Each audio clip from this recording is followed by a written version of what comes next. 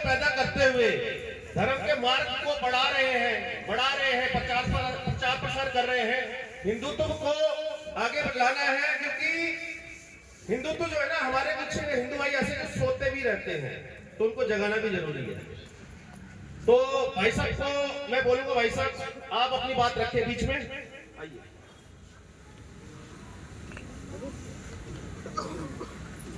बोलो बांके बिहारी जी की, बहनों जोर से बोलो, बांके बिहारी जी की। मंच पे हमारे व्यास जी सुखदेव महाराज जी,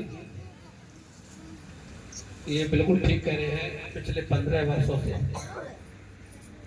व्यास जी महाराज हमारे पूरे क्षेत्र में जगह जगह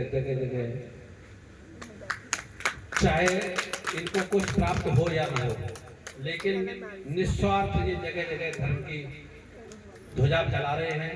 और हम लोगों का जो धर्म के प्रति थोड़ा सा हम लोग दूर होते जा रहे हैं, इसलिए हमें जगाने के लिए भी हमारे बीच में रहते हैं।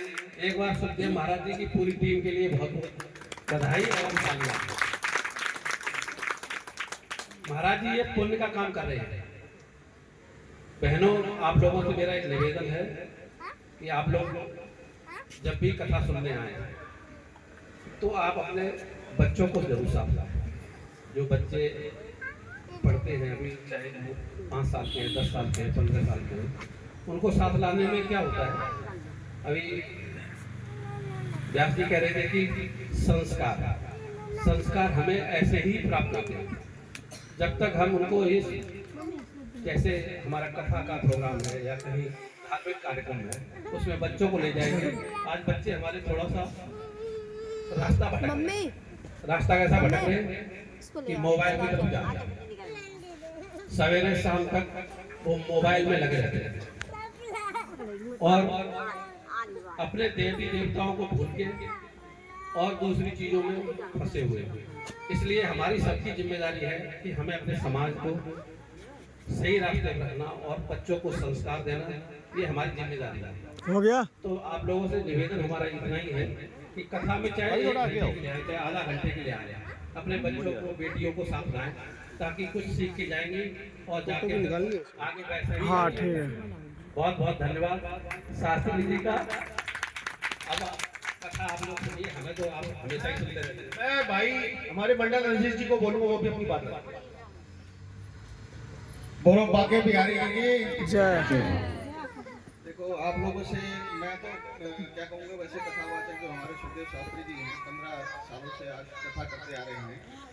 और जैसा कि भाई साहब ने कहा कि बहुत बड़ा योगदान है इनका हिंदू जगाने का, और हिंदू के साथ साथ अपने परिवार के बच्चों को भी संस्कार सिखाने का बहुत, मतलब अब ये चरम सीमा पे है कि हम मोबाइल की दुनिया में जो गुजरे हैं, 5 मेंबर घर के बैठे हैं, लेकिन कोई बेड पे बैठा है, कोई सोफे पे बैठा है, अपने मन मोबाइल में बिजी, बच्चों से बात तक नहीं हो पाती। ये सबसे बड़ा कारण है कि हम अपने बच्चों को यही चीजें दे रहे हैं और उनको सिखा रहे हैं। तो इसलिए जो पहले होता था, एक परिवार कम से कम 7-7 पीढ़ी हमने देखा हुआ है, 7-7 पीढ़ियां एक साथ रहते आई हैं। वो क्यों रहती आई हैं? क्योंकि उनमें आपस में यही संस्कार की चेतना थी, जिसमें आज भी देखेंगे कि बच्चों का इस कथावाचक में या किसी मतलब जैसे पूजा स्थल में जाने का कोई इंटरेस्ट नहीं है। उन्हें सिर्फ पार्टी फंक्शन और पब में जाने का सबसे ज्यादा वो हैगा विश्वास।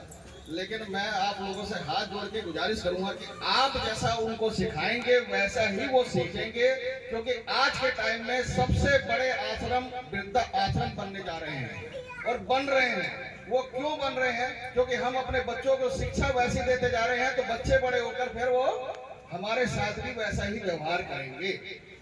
तो इसलिए अपने बच्चों को पहले संस्कार दीजिए, समाज के तो अपने आप सुधर जाएगा। क्योंकि एक एक परिवार अगर अपने बच्चों को सिखाएगा तो पड़ोसी भी देखकर वो कहेगा कि उस बच्चे की तरह हमारा ही पाला होना चाहिए। तो आप लोगों से हाथ जोड़कर बहनों से गुजारिश है कि इस विषय में जरूर सोचें।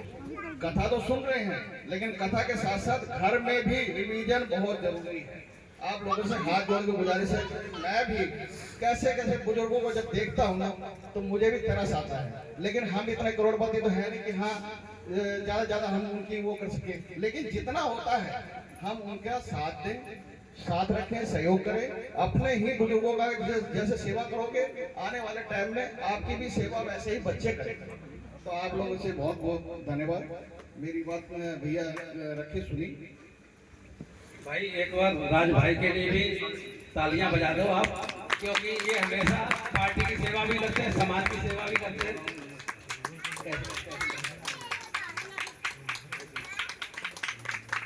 पार्टी और समाज।